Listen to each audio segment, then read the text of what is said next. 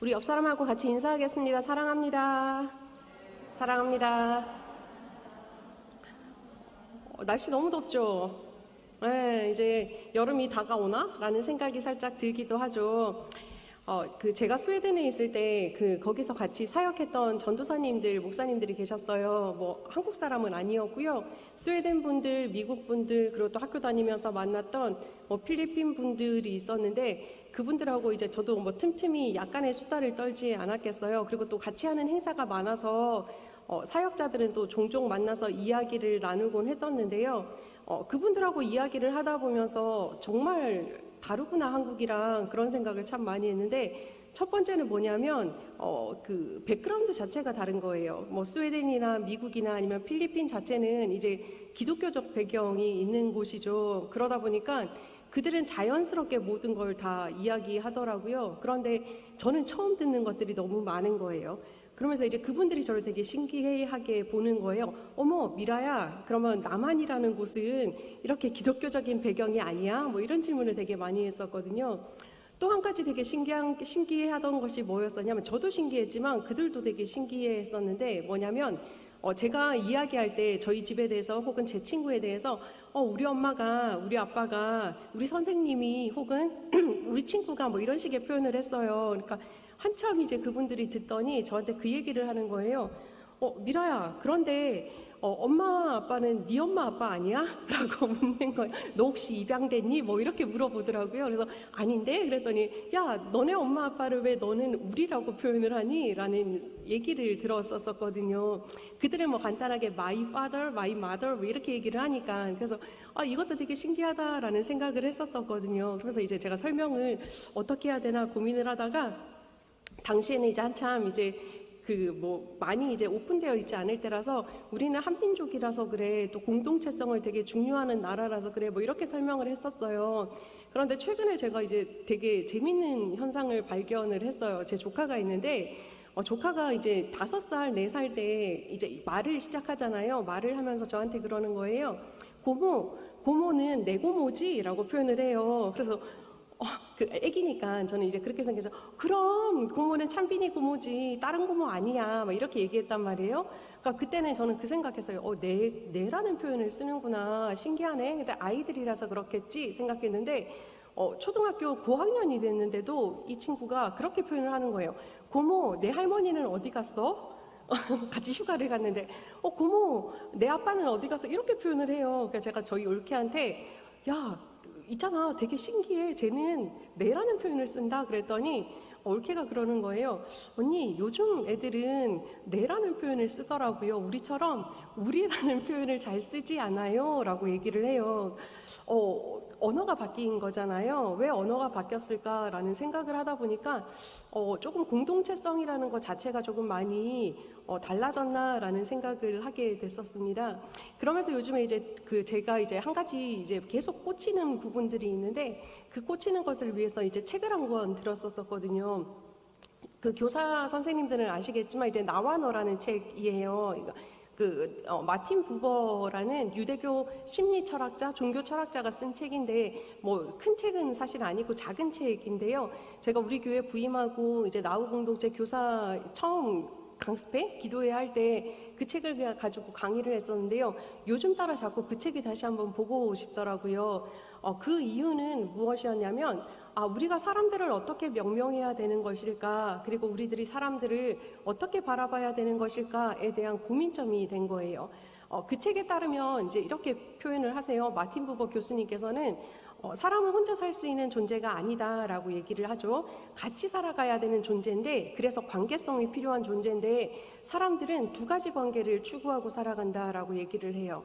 첫 번째 관계는 무엇이냐면 나와 그것의 관계다라고 얘기해요. 나는 나이고 상대방을 바라볼 때 그것으로 바라본다라고 표현을 해요. 그 말은 뭐냐면 상대방을 나와 동등한 인격체 혹은 사람으로 바라보는 것이 아니라 내 목적, 내 수단을 성취하기 위한 이제 방법으로 바라본다라는 개념이거든요. 혹은 소유물로 바라본다라는 얘기인 거예요. 요즘 최근에 사건의 예를 들자면 이런 부분인 거죠. 아동학대 사건이 너무 많잖아요. 아이들이 맞고 죽고 이런 사건이 많은데 왜 그런 현상이 나타나는가? 뭐 부모든 아니면 친척이든 그 작은 아이, 그 생명체 있잖아요. 말을 못하지만 그 아이도 사실은 하나님께서 허락하신 한 명의 생명인데 그렇게 바라보는 것이 아니라 내 소유물로 바라보는 거예요. 내가 기분 나빠. 화풀이를 해야 되겠어. 누구한테 화풀이 하시겠어요? 든든한 사람? 아니면 무서운 사람? 힘센 사람? 아니잖아요. 제일 약한 사람을 찾기 마련이거든요. 그러다 보니까 제일 약한 내 소유인 아이에 대해서 화풀이를 하는 거죠. 동물학대도 마찬가지이거든요. 힘 하나도 없고 걔가 뭐 때린다고 해서 비명만 지르지 애가 때리지 마세요 이런 말도 못 하잖아요. 뭐 당연히 강아지 말을 못 하니까요. 그런 것도 마찬가지이고요. 또한 착취 구조들 많잖아요. 뭐 지적으로 약간 이제 낮으신 분들에 대해서 이제 정상인 사람들이 데려다가 일시키고 착취하는 구조. 전부 다 그것이 다 상대방을 어떻게 바라보는 것이냐, 나와 동등한 인격체로 바라보는 것이 아니라 내 목적, 수단을 이루기 위한 방법으로 바라보기 때문에, 그것으로 바라보기 때문에 이런 모습이 나타난다라고 이야기를 하는 거고요. 또 다른 한 가지 관계는 무엇이냐면 나와 너의 관계인 거예요. 나와 너의 관계는 무엇이냐면 나와 동등한 인격체로 그 사람을 인정해 준다라는 거예요. 되게 쉽지 않죠. 우리는 사실 다르면 잘못이다라고 생각을 하는 성향이 많잖아요. 어머, 저 사람 잘못했어 라고 하지 나와 달라라고 표현을 잘하지 않는데, 사실은 사람을 만들 때 하나님이 똑같이 찍어낸 것이 아니라서 다른 사람들이 되게 많잖아요. 나하고 다르구나 라고 인정을 하고 동등한 관계에서 함께 살아갈 때 진정한 이제 그 사람과의 관계를 이루고 살아갈 수 있다라고 부보 선생님은 이야기하시고 계시거든요. 오늘 설교 제목 뭔지 혹시 기억하세요? 안 나와 있죠? 자, 따라해 볼게요. 나와 너 그리고 우리. 이 제목을 어디에서 땄느냐? 바로 이 마틴 부버 교수님의 책에서 따서 이야기를 했는데요. 요거를 가지고 제가 한번 오늘 말씀을 풀어보려고 합니다. 오늘 본문은 되게 잘 알고 있는 본문이잖아요. 그런데 사실 선한 사마리아인의 비유를 잘 알고 있지만 우리가 했던 이 본문은 사실 그닥 중요한가라는 생각 때문에 지나쳐 버리는 경우가 많은데요. 간단하게 이 되게 짧은 줄거리를 요약해드리자면 그런 거예요. 어떤 율법학자가 있었어요. 예수님을 시험하기 위해서 질문을 하거든요. 무슨 질문을 하느냐? 선생님, 어떻게 하면 영생을 얻을 수 있습니까? 라고 질문을 해요. 이 질문은 좋은 거예요? 나쁜 거예요? 뭐라고 대답해야 되지? 고민되시죠? 좋은 질문이에요. 좋은 질문인데 나쁜 질문이 된 이유는 뭐냐면 시험하기 위해서 했기 때문에 나쁜 질문인 거예요. 영생에 대한 관심, 구원에 대한 관심, 하나님에 대한 관심은 참 좋은 거예요. 그런데 이제 나쁜 의도를 가지고 해서 그렇잖아요. 그랬더니 이제 예수님께서 그러세요. 즉답을 하지 않으시고 뭘 하시냐면 본문에 따르면 다시 되물어 보시거든요. 그럼 율법에는 뭐라고 적혀 있느냐라고 대답을 해요. 물어보세요. 그랬더니 율법학자가 그러죠. 마음을 다하고 목숨을 다하고 힘을 다하고 뜻을 다해서 하나님을 사랑하고 내 이웃을 내 몸과 같이 사랑해라 라고 써 있습니다 라고 했더니 예수님께서 그러세요. 그래, 그러면 그렇게 살면 된다라고 얘기를 해요. 그랬더니 이 율법학자가 물러서지 않는 거예요. 여기에 보면 자기의 의를, 본문은 아니에요. 자기의 의를 나타내고자 합니다라고 표현을 했지만 어쨌든 예수님이 아니다라는 것을 보여주고 싶어서였는지 한 가지 질문을 더 하는 거예요. 누가 내 이웃입니까? 그리고 거기에 대한 대답이 우리가 가장 잘 알고 있는 이제 선한 사마리아인의 본문이거든요. 말씀을 하고 나서 다시 또 물어보시죠. 예수님께서 그러면 너는 이들 중에서 누가 진정한 이웃이라고 생각하느냐? 그랬더니 이 율법학자가 그렇게 대답을 해요. 자비를 베푼 사람입니다. 그랬더니 예수님께서 또 간단하게 얘기하시거든요. 그럼 그렇게 살아라. 본문이 되게 참 단순하잖아요. 탁구공 왔다 갔다 하는 것처럼 질문하고 대답하고 질문하고 대답하고 이런 모습을 보이거든요. 그런데 이 본문 속에서 오늘 저한테 말을 걸어오는 구절이 있었어요. 어떤 구절이었냐면 우리 26절 말씀이거든요. 다시 한번 같이 천천히 읽어봤으면 좋겠습니다. 읽겠습니다. 시작. 예수께서 이르시되 율법에 무엇이라 기록되었으며 내가 어떻게 읽느냐. 아멘. 이 구절 속에서 어떤 게 저한테 말을 걸었을까요? 난 모르죠.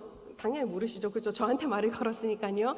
어떤 부분이 말을 걸었냐면 내가 어떻게 읽느냐라는 구절이 저한테 말을 걸어오기 시작했어요. 오늘 우리가 읽은 이 성경에서는 내가 어떻게 읽느냐라고 되어 있지만 그 유진 피터슨 목사님이 번역한 메시지 성경에서는 어떻게 나와 있냐면 내가 어떻게 해석하느냐라고 나와 있어요. 어떻게 바라보느냐, 어떻게 해석하느냐, 이 말은 무엇을 이야기하냐면 관점에 대해서 이야기를 하고 있는 거예요. 너는 하나님을, 너는 이웃을 어떤 관점으로 바라보고 있느냐라고 질문하는 거예요.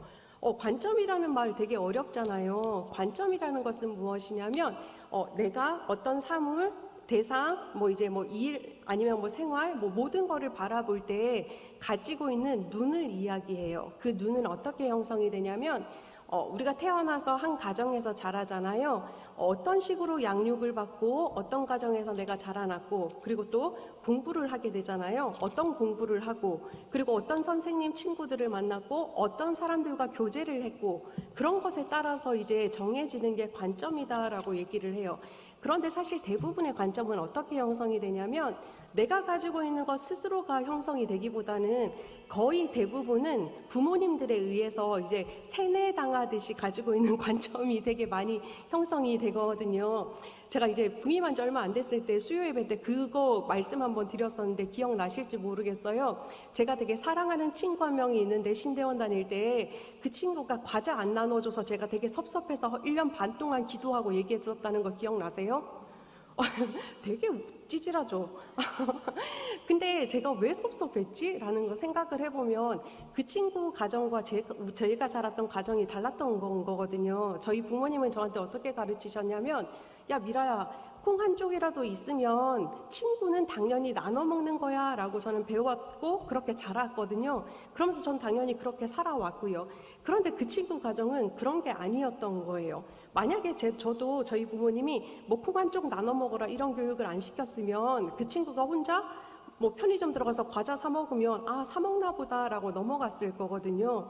그런데 저는 그렇게 교육을 받지 않았으니까 혼자 과자 사 먹는 거 보고 어머 쟤는 나를 친구로 생각하지 않나 보다 혼자 상처받고 말도 못하고 그렇게 있었던 거잖아요. 이게 바로 관점인 거예요. 율법학자의 대답은 되게 간단했거든요. 예수님이 질문하셨을 때 두 가지 얘기했잖아요. 하나님을 사랑하고 이웃을 사랑하라 라고 이야기를 했는데요. 두 가지 계명을 지키라고 했어요. 그러면 이 관점이 어떻게 연결이 되느냐 되게 궁금하시잖아요. 어떤 관점이 연결이 되냐면요. 바로 다음에 율법학자가 했던 질문하고 연결이 돼요. 그러면 누가 선생님이 말하는 이웃입니까? 라는 거예요. 예수님께서 관점을 바라보라고 하셨던 것은 어떤 부분이냐면 율법학자한테 다시 한번 생각해 보라고 하신 거예요. 야, 친구야, 젊은 친구, 당신이 생각할 때 당신의 이웃은 누구입니까? 라고 이야기를 하는 거인 거예요. 너는 어떤 사람이 내 이웃이라고 생각하느냐? 라고 질문했던 거예요. 다시 한번 보시면 그런 거예요. 예수님께서 이 율법학자한테 너는 어떻게 바라보느냐? 어떻게 해석하느냐? 질문하신 이유는 자신의 점검인 거거든요. 선한 사마리아인의 비유를 했던 이유가 있죠. 이 젊은 율법학자에게 있어서 이웃은 누구였느냐? 유대인들이었어요. 그죠? 근데 유대인들도 그냥 유대인들은 아닌 거예요. 똑똑하고 잘난 유대인들, 율법을 잘 지키는 사람들이 자기의 이웃이었던 거예요. 그런데 예수님의 이 선한 사마리아인의 비유를 들으면서 이 사람이 헷갈려 버린 거죠. 어쨌든 이 율법학자는 그 마음이 있었던 거예요. 나한테 이웃은 이런데 선생님 저 예수라고 하시는 선생님의 의견은 어떤가 틀렸다라는 것을 이야기하고 싶어서 그러면 누가 이웃입니까? 라고 물어봤어요. 여기서는 의의를 나타내기 위해서라고 표현을 하지만 좀 더 원어적인 해석으로는 어떻게 되냐면 선생님이 대답이 틀렸어요 라고 대놓고 반박하기 위해서 사실은 누가 이웃입니까? 라고 물은 거였거든요. 가만히 생각해보면 율법학자는 자신이 있었던 거예요. 왜 자신이 있었느냐?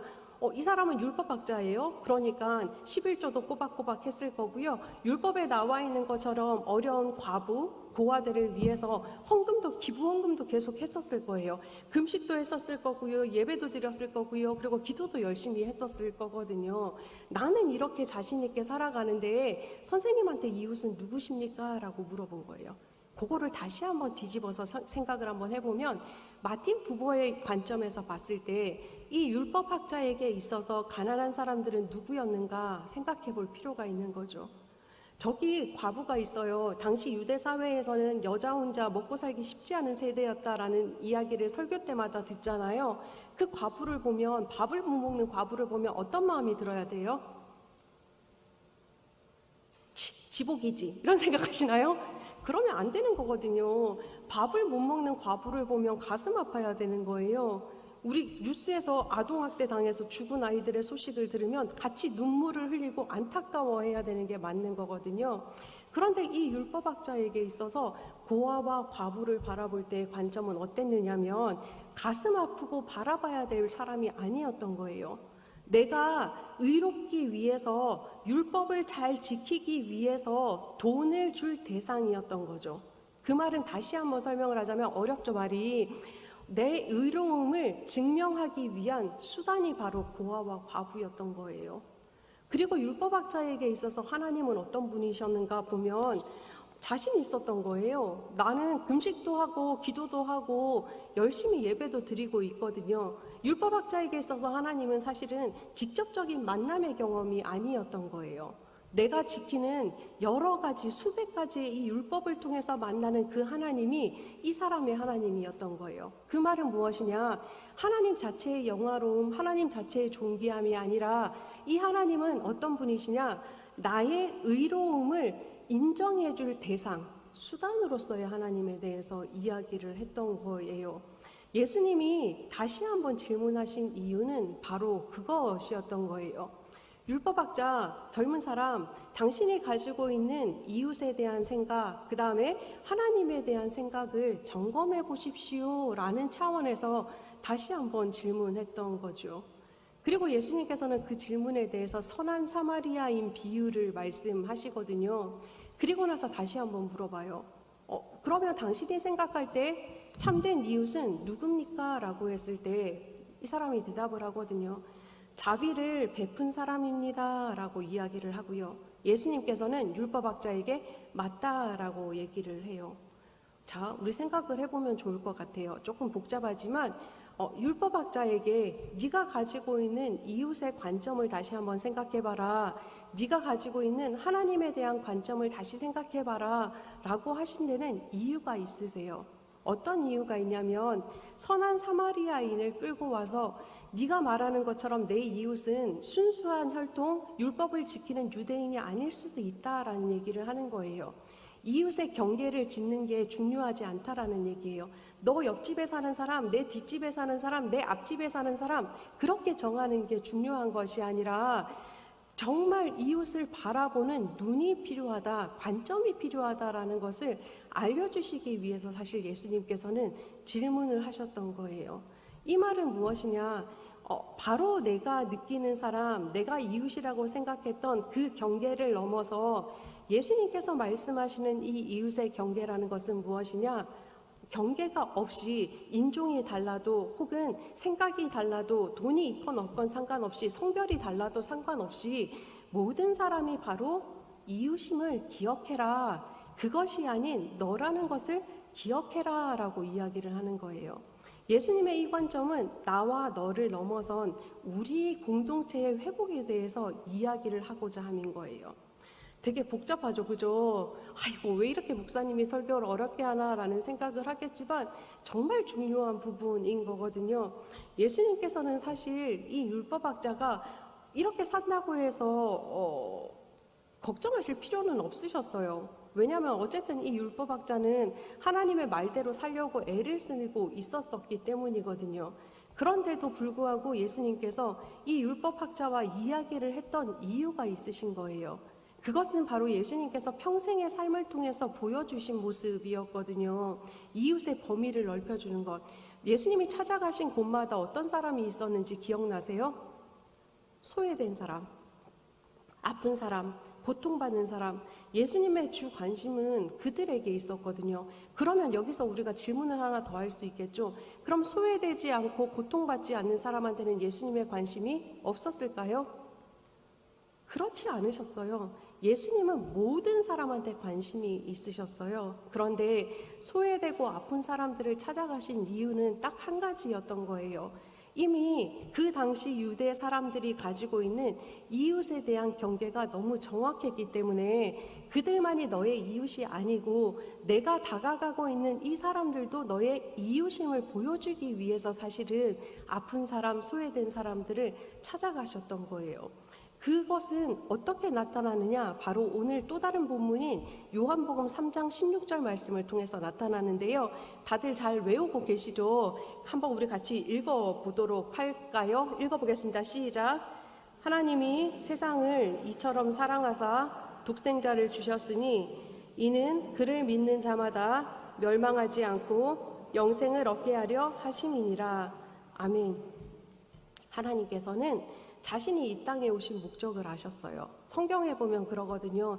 하나님이 세상을 이처럼 사랑하셨기 때문에 내가 이 땅에 와 있는 거다라고 이야기를 하고 계시거든요. 여기서 말하는 세상이라는 것은 무엇이냐? 우리가 살고 있는 이 천지 만물을 이야기하기도 하고요. 나를 이야기하기도 하고요. 나와 관계하는 사람들을 이야기하기도 하고요. 나와 전혀 상관없지만 사람의 모습을 가지고 있는 하나님의 피조물된 다른 사람을 이야기하기도 하는 거예요.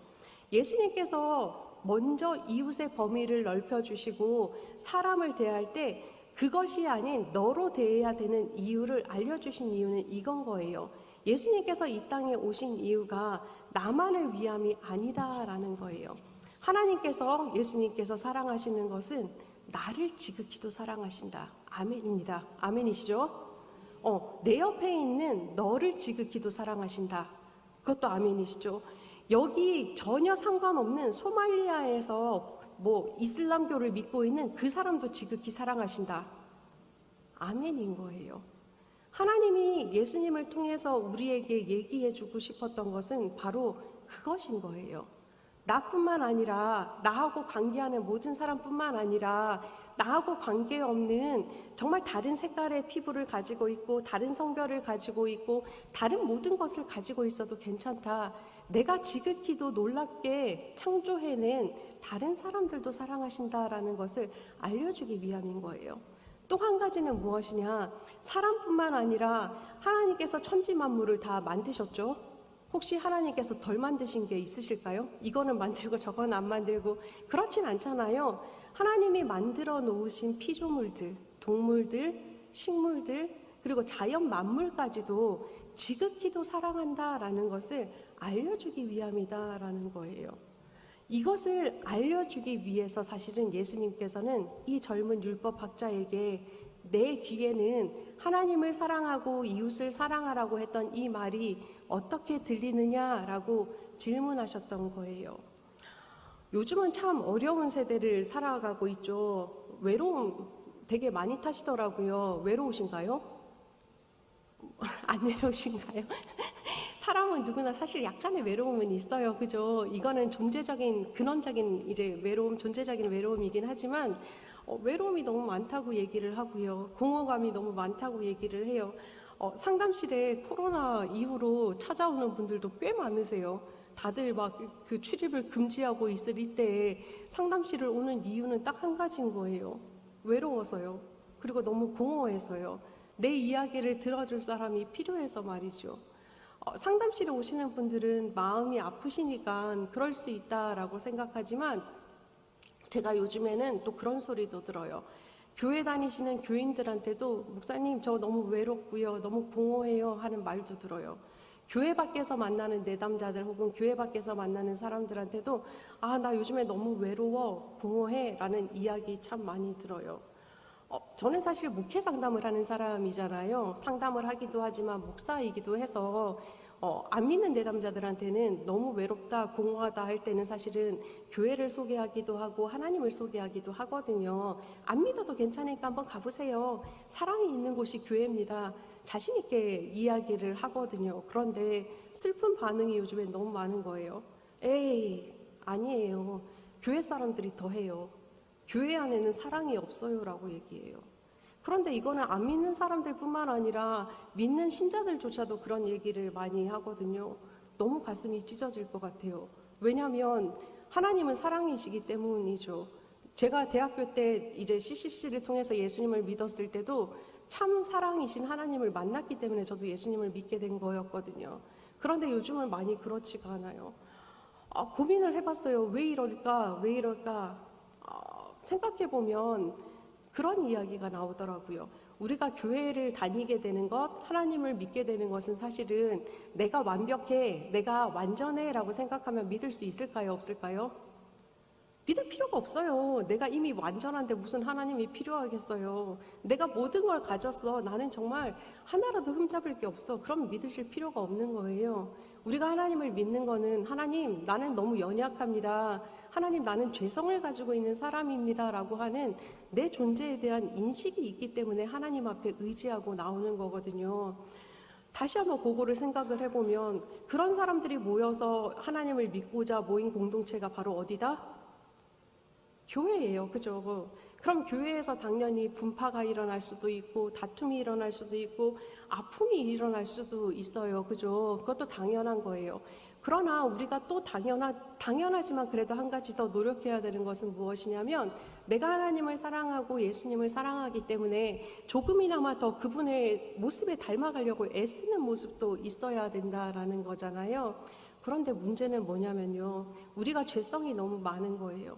죄성이 많다 보니까 하나님 처음 만났을 때 그 감격의 경험들 있으시잖아요. 내가 힘들 때 나를 찾아와 주셨던 그 무한정의 대가 없는 사랑을 주셨던 그 하나님의 사랑을 각성할 때는 내가 인식할 때는 그대로 살아갈 수 있어요. 그런데 평안하게 살아갈 때 혹은 내가 인지가 안 될 때는 우리의 죄성이 슬금 올라와요. 그래서 어떻게 되냐면 우리도 내 이웃을 이 젊은 율법학자처럼 규정하게 되는 거예요. 나하고 비슷한 생각을 가진 사람은 내 이웃. 나하고 똑같은 생각이네? 이웃. 나를 사랑하네? 내 이웃. 저 사람은 나하고 조금 다른데? 내 이웃 아님. 규정하다 보면 어떻게 되냐면 이웃의 범위를 규정하다 보면 내 이웃의 이 경계선 밖에 있는 사람들한테는 내 시선이 갈 수 없거든요. 이게 바로 우리의 죄성 때문인 거예요. 내 시선이 가지 않은 이 밖의 사람들은 공허함을 느낄 수밖에 없는 거예요. 사실 우리가 사랑이신 하나님을 믿고자 교회를 오지만 또 한 가지 더 있잖아요. 교인들 간의 사랑도 사실은 되게 중요하긴 하잖아요. 그게 하나님께서 교회를 공동체로 모으신 이유이거든요. 공동체로 모으지 않으셨으면 사실 각자의 자리에서 예배를 드리라 하셨을 거예요. 예수님께서 사도행전에서 올라가시면서 모여서 기도하라라고 하셨던 이유는 혼자가 아니라 함께 하라라는 이유인 거거든요. 그런데 우리들이 그것을 자꾸 잊어버리다 보니 교회 내에도 사랑이 없습니다. 외롭습니다. 공허합니다라고 이야기를 하는 거죠. 뿐만 아니라 하나님에 대해서도 우리가 그런 관점을 가질 수 있는 거예요. 하나님이 저 집사님, 저 권사님, 저 목사님만 더 사랑하는 것 같아. 나만 미워해. 이런 마음 있으실 때도 있잖아요. 왜 그런 마음 드시는지 아세요? 사실은 하나님이 나를 미워하고 나를 싫어하고 나한테 덜해주는 게 아니에요. 내 마음이 그런 거예요. 내 마음이 왜 그러냐면 우리는 하나님한테 정말 부인할 수 없지만 저도 가끔 그런 욕구가 올라올 때가 있는데 하나님을 어떻게 생각하냐면 알라딘이라는 만화 보셨어요? 거기에 보면 램프를 문지르면 진이라는 요정이 짠 나타나서 소원을 들어주거든요. 하나님을 그렇게 생각하는 경우가 많은 거예요. 그 말은 무엇이냐면 하나님을 존귀하신 하나님, 전능하신 하나님, 우리의 창조자 되신 하나님으로 바라보는 것이 아니라 내 욕구, 내 소원, 내 갈망을 이루어질 대상으로서 수단으로 여기기 때문이 아닌가라는 생각이 들리는 거죠. 사진 한번 보여주시겠어요? 사진 방송실 사진이 안 나오군요. 안타깝네요. 이번에 그 템플턴상 수상자가 누군지 혹시 들어보셨나요? 템플턴 상이 누군지 뭔지 아세요? 그 종교계의 노벨상이라고 얘기해요. 종교계에서 혁혁한 공헌을 이제 한 사람에게 주는 상인데요. 이번에 수상자가 누구냐면 제인 구달 박사님이라는 여자 박사님이세요. 이분은 영장류의 어머니다라고 이야기를 하거든요. 어린 시절부터 침팬지를 그렇게 돌봤어요. 그래서 침팬지를 보호하기 위해서 섬에 들어가서 같이 생활하기도 했었거든요. 템플턴 상은 우리가 잘 아는 한경직 목사님 아시죠? 영락교회 돌아가신 목사님, 한경직 목사님도 받으신 상인 거예요. 제 친구가 이 이야기를 하면서 저한테 묻는 거예요. 야 미라야, 이번에 템플턴 상이 제인 구달 박사님이야. 침팬지를 그렇게 연구했는데 왜 저분이 받으셨을까? 그 친구 질문을 하면서 제가 생각을 해보게 된 거예요. 왜 침팬지를 연구한 저분에게 이 종교계의 놀라운 상이 돌아갔을까? 이유는 한 가지였어요. 공존인 거예요. 함께 살아감. 이분이 침팬지를 연구하면서 무엇을 발견하였냐면 침팬지도 똑같은 감정을 느낀다라는 것을 발견한 거예요. 그러면서 이분이 그런 이야기를 하셨거든요. 우리가 세상을 바라볼 때, 우리가 동물을 바라볼 때, 자연을 바라볼 때 인간의 본의대로 건드리기 때문에 모든 재앙과 악재와 병균이 떠돌아다닌다라고 이야기를 하고 있는 거예요. 이 말은 무엇이냐면 바꾸어서 얘기하자면 그건 거예요. 창세기에서 말씀하셨던 것처럼 하나님께서 천지를 만드시고 보기에 좋았다라고 하셨어요. 우리가 그 마음이 필요하다라는 거예요. 나만 사랑할 것이 아니라 내 이웃, 그리고 사람의 형상을 가진 사람만 사랑할 것이 아니라 천지 만물을 같이 사랑하고 귀중하게 여겨야 된다라는 이야기를 해주신 것인 거예요. 이게 바로 하나님의 말씀인 거죠. 다시 질문으로 돌아가면요. 율법학자에게 했던 이 예수님의 질문이요. 우리한테 하시는 거예요. 사랑하는 우리 부천 동강교회 가족 여러분들은 하나님을 사랑하라, 이웃을 사랑하라라고 하는 이 질문 어떻게 해석하고 계세요? 사랑하는 우리 가족들한테 하나님은 어떤 분이신지요? 그리고 사랑하는 우리 가족들한테 이웃은 누구인지요? 한번 생각해 봤으면 좋겠어요. 하나님의 형상대로 만들어진 나는 너무 소중해 라고 하면서 내 이웃은, 내 하나님은 혹은 내가 살고 있는 이 세계는 함부로 대하고 있는 게 아닌지 한번 생각해 봤으면 좋겠어요. 만약에 그렇다면 다시금 우리가 하나님 앞에 나와서 가슴을 치고 회개를 해야 돼요. 하나님께서 지극히도 사랑하셔서 나를 만들어 주셨고 하나님께서도 지극히도 사랑하셔서 너를 만들어 주셨는데 제가 그 사랑의 고백을, 사랑의 음성을 무시하고 살았어요 라고 회개를 해야 되는 거예요. 그리고 우리가 다시금 하나님의 음성을 들어야 되는 거예요. 나를 너무도 사랑하셔서, 내 이웃을 너무도 사랑하셔서, 천지만물을 너무도 사랑하셔서 독생자를 주셨다라고 고백하시는 그 하나님의 음성을 말이죠. 그 음성을 듣고 따라 살아가려고 할 때 나, 그리고 너, 그리고 우리를 통해서 가장 좋으신 아버지 하나님께서 그렇게도 간절히 원하시는 그 하나님 나라가 우리들의 삶 속에 이루어지지 않을까 생각됩니다. 우리들의 삶 속에 이루어지면 또 어떤 놀라운 결과가 이루어지느냐, 바로 우리가 구성하고 있는 우리 사랑하는 부천 동강교회 역시 하나님 나라가 임하게 될 것이죠. 나를, 그리고 너를, 그리고 우리를 지극히도 사랑한다 고백하시는 그 하나님 음성을 듣고 행함으로 하나님 나라 살아가시는 우리 사랑하는 부천 동강교회 가족들, 그리고 우리 교회 되기를 예수님의 이름으로 축복합니다.